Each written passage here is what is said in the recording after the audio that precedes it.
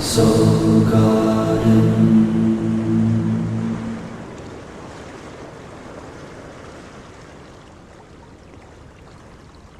Good morning. I'm Lovecasting live from my meditation center in Costa Mesa, California, and it's Friday. Thank God it's Friday.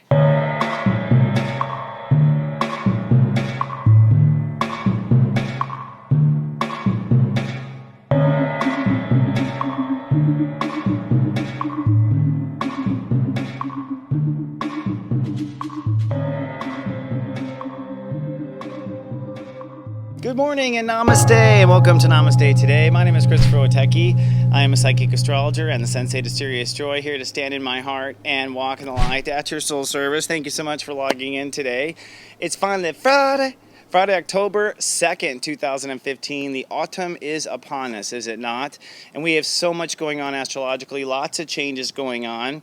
Yes, I got my little Bernie merchant. I got a Feel the Burn car magnet on the back of my VW right now that I'm renting, which is ironic. I didn't plan it that way, but it's like that. So somehow I found myself as a retro hippie in this Mercury retrograde.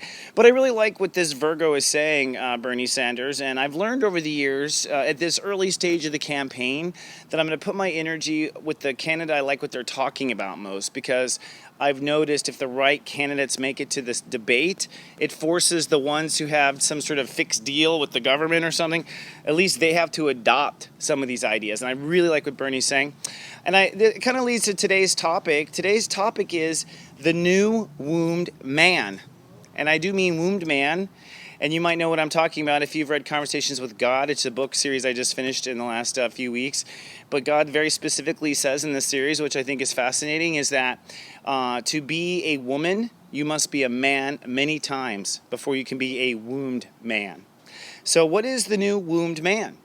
And that is, what is the new woman? I think that's really what we're looking at, whether we're looking at a Bernie Sanders who is soft and who is addressing that kind of female matriarch energy on the planet, or you have a Donald Trump who is starkly opposing the matriarch energy trying to come back on the planet, or you have Hillary Clinton who maybe went a little too patriarch in her own career, and we're looking for her to look more motherly, more matriarch, right? So in either case, it's the new woman, the new wombed man, the new soft man. Now, I think the harsh man we have learned as we have, peaked in World War II. In fact, that's literally when the new harsh man began. When I speak about the new wombed man, I'm actually speaking to Uranus in Aries. All right, now Uranus in Aries is the innovation Uranus of Aries, which is man. Now, the last time Uranus was in Aries was basically in the late 20s, early 30s.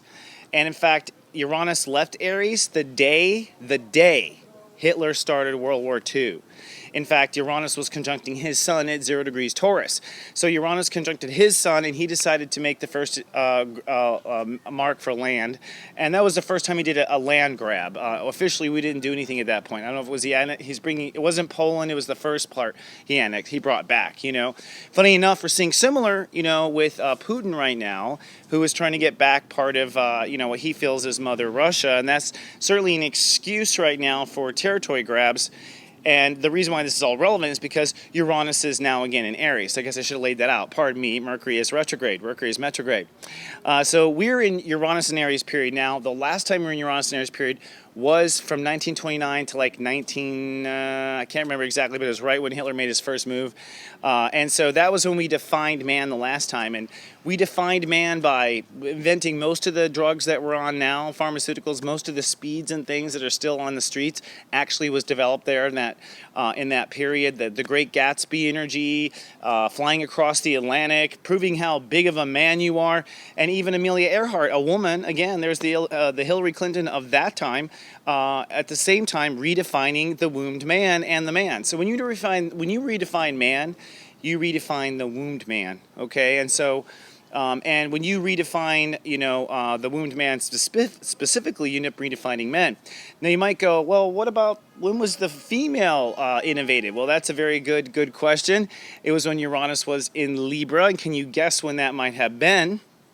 The 70s. So we redefined the woman literally in the 70s.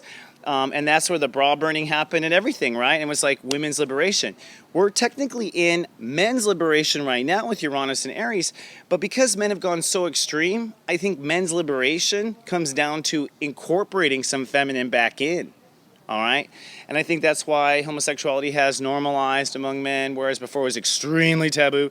And, we're seeing men in their underwear on tabloids and whatnot. So the whole point of this is that each of us in our own personal life, we're all working out what is this new man and what is this new wombed man. And of course, when you upgrade the wombed man or the man, you upgrade the other because the two opposite sexes have to deal with each other. Technically, we're deciding what is the new man.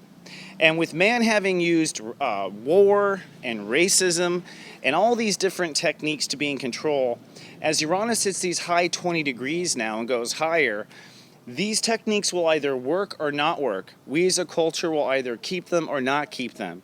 In other words, force and violence, which is part of the man's push and the wombed man's tolerance of man doing that. I mean, come on, ladies, if you united, you'd have us. I'm not blaming women, but if they did unionize, oh my God, we'd be nothing. You know what I mean? So I'm saying that where both sides aren't getting it, both sides are redefining it now. And I think today, the reason I bring all this up is because right now, the sun is in Libra. We're working on our relationship to ourselves, including how feminine, how receiving Libra we are with ourselves or not with ourselves. And so in particular this weekend, we're moving forward with a new version of our own man inside of us, which I believe, because of the nature of where the story of man is, we're moving with a new version of a more wombed man. That is a heterosexual man that is taking in consideration the womb. Like, hey, take women in consideration. Open the door. You know what I mean? Like, hey, everyone came through a woman. At least give her that much respect. You would not be here without a woman. That's what I've never understood about female lib is like, you wouldn't be here without a woman. How can you be so disrespectful? It's like, it'd be one thing if men just divided in two. Then you'd be like, all right, that's an argument. But we need women, right? So in essence, with the sun in Libra, with all these changes we've had, watch all my little shows through the summer. This is the time now as we change the relationship to ourselves in Libra. We are either becoming gentler and identifying the womb, either outside of us or inside of us, or we are harshening ourselves because I think we're going to find that what was working is no longer working in a changing world. And so I think a lot of this Libra transit, a lot of this Mercury retrograde, strangely enough, is accepting our own feminine, accepting our own female energy. And I say all this on a day when masculinity rules the day. Today, step 9 rules the day. And that's an excellent segue now from today's topic of the wombed man or the new wombed man to what's going to go on for the weekend and Friday. So without further ado, before the sun sets here in my little Zen garden in Costa Mesa, let's log into my guides and see if there's anything they want to share and what we should talk about this for the weekend. Switching gears.